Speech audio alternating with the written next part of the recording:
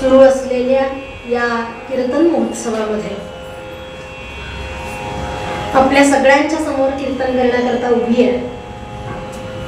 तर या कीर्तनासाठी आवर्जून दररोज जे नियमानं उपस्थित राहत आहे असे सगळे आपण आपल्या सगळ्यांच्या अंतरंगामध्ये असलेल्या आत्मारामाला एकदा वंदन करते.